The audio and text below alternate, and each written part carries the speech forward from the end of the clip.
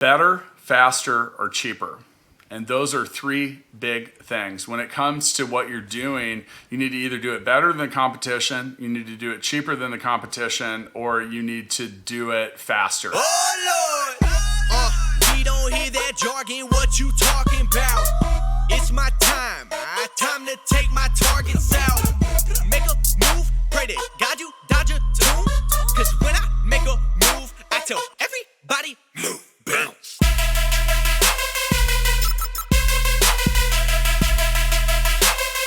Knowing who your competition is a crucial part of whether or not your business is going to be successful. Why?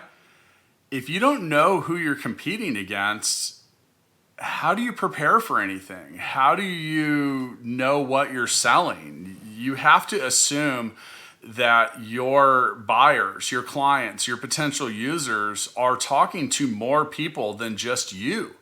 And if you don't know who you're selling against, how do you begin to explain and sell the advantages and benefits that your product or service has over that of the competition? It's important to know who your competitors are because you need to know what's out there. You know, in your industry, what are people doing that's new? How are they moving forward? Are they doing stuff that you're not? Do they offer services that you don't? Are they just knocking you off? Or, are they breaking new ground in areas that if you aren't in that space, they might be able to one-up you? So you got to know who they are. You don't have to necessarily care, but it's always good to know what the competition is doing and where they're at. And are there things that you need to do to keep the playing ground even? As an entrepreneur, as someone who is building something new, you are basically staking your reputation and sometimes your job and your marriage and your whole life on the fact that you can do something better than anybody else. It's really important to know who your competitors are so that you can benchmark against them. You can figure out, okay, what is my value proposition? What am I offering that is not currently in the market? How can I make my customers, my clients, my members, how can I make their lives better? And sometimes the easiest way to do that, to figure that out, is to compare against what other folks in the marketplace are doing. I think it's really important to know who your competitors are so that you can know where you match up. Recently in my business, the podcast has connected me with other agency owners, which has given me a reason to talk to them and kind of fill out where they are, how they're running their clients, how are they setting up their pricing, how are they scaling. Knowing who they are so that you can kind of see how you match up as you continue to grow is really important. And if you think of, like, let's say a Facebook advertising guy as an Amazon competitor, it's really important for me to know who they are, what they think, what their strategies are, what their reservations are around Amazon. So then I can speak to those questions and those problems when they come up. I think competition is good. At my level, it's not really that cutthroat. At our price point, it's not that big of a deal versus someone where you're having like $1 million entity and you're competing with other $1 million entities. I've seen it at different levels, but I don't really worry much about competitors. I just kind of do my thing and go with it. I feel like we've got a strong hold on that little space, and as long as we continue to move forward, we'll be fine. I used to hate my competitors. I really did. I used to think that they were just terrible and that no one should ever do business with them. As I've grown older and become more patient and maybe wiser, I've learned to appreciate my competition and have respect for many of them. Some of them, sure, I still hate, and that's kind of normal.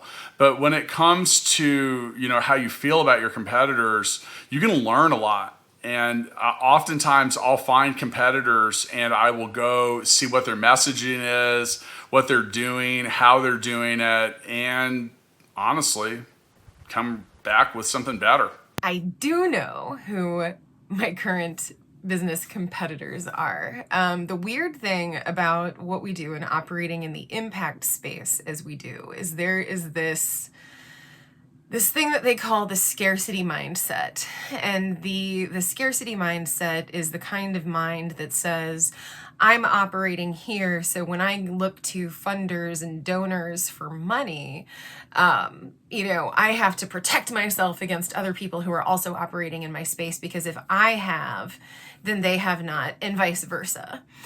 And I really, really try to operate from a place of abundance and abundance mindset. There is enough room that mindset says there is enough room for all of us to play. There is enough room for all of us to serve. And we just have to figure out the best way to do that together so that we can serve women, so that we can serve our members, so that we can serve the community in stronger, better, more impactful ways. And so I know who my competitors, quote unquote, are. But I actually believe that my competitors were a little unique in that I want to work with my competitors. I do have a practice, or whatever you want to call it, of not really knowing everything that my competitors are up to. I think that I have a problem with comparing at times, and so I have found it easy to avoid wanting to know who's who and who's doing what. I can't compare myself to them if I don't know what they're doing. As far as what our competitors think about us, I hope they think, damn, those guys are awesome. How do my competitors feel about me? They probably hate me. Why? Because I am a strong competitor. And I think if your competitors feel that way about you, then you're doing something right. And if your competitors don't care who you are or what you're doing or how you're doing it, you probably aren't doing it right. I don't really know how our competitors, I keep using air quotes, but I don't really know how our competitors feel about us. I think that some of them admire what we do. I think that there are people out there who see we're not reinventing the wheel with InnovateHer KC. We're not doing anything that people haven't done before. What makes us different is how we approach that work. And we're doing it in a very new, inventive, experimental sort of way. I'm not exactly sure how my competitors feel about me. I do know that I have several agency owners that send me referrals, so they have me on their podcast. So I think that, call them competitors, I feel more like colleagues than anything else. Competitive research. I think it would surprise people to know that, yeah, I actually did competitive research in the beginning. Part of our story, the innovator story, is the fact that we kind of started by accident. And it wasn't incredibly intentional until it was. And there came a moment in time when I realized that this community was growing way faster than I had ever anticipated. I had to sit down and I had to say, okay, if we are occupying a space, which is, the women's space, the entrepreneurship space, the community advocacy space, you could ascribe any number of spaces to us. We operate within them all because we approach our work in a pretty industry agnostic way. I had to sit down and I had to say, okay, why are we different? Why would somebody join our organization over, XYZ organizations that are already in operation? I don't know if I'd say I did a full, competitive research analysis. I did look to see what was out there. There wasn't something like Mixtape directly in our space. There were music games and there were party games, but there wasn't anything quite like Mixtape, so I knew that we had something original. I mean, it's, Mixtape itself has been compared to Cards Against Humanity or Apples to Apples, but with music, so there were things that existed, but nothing that was really just like Mixtape. So in that regard, there wasn't a lot of competition. I didn't perform extensive competitor research. I did know that there wasn't anyone doing what I did at the time. So there was people doing it maybe for themselves on Amazon. I'm not sure that there were people like me helping others, or at least our marketing was so bad and everything was word of mouth?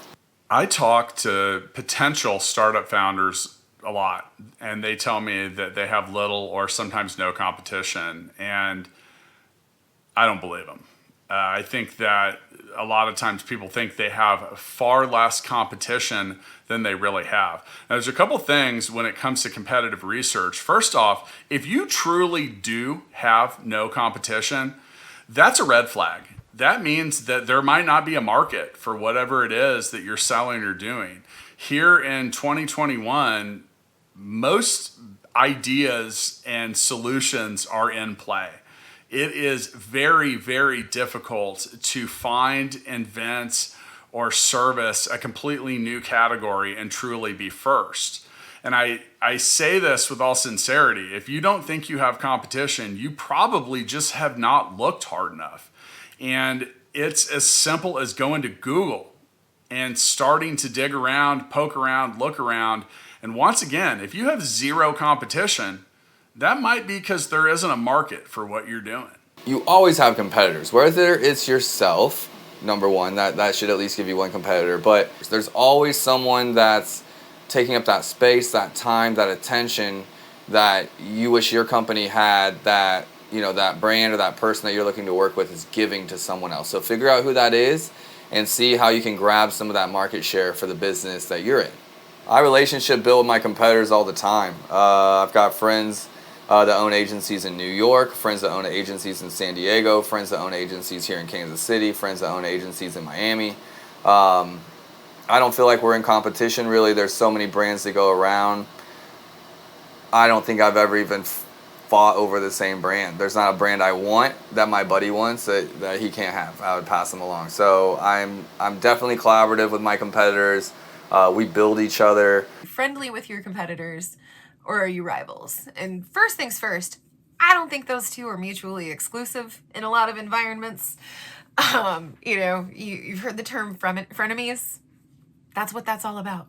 I'm not really great at playing the, machination game or anything like that. And so I am going to approach you with authenticity, and I'm going to tell you what I think.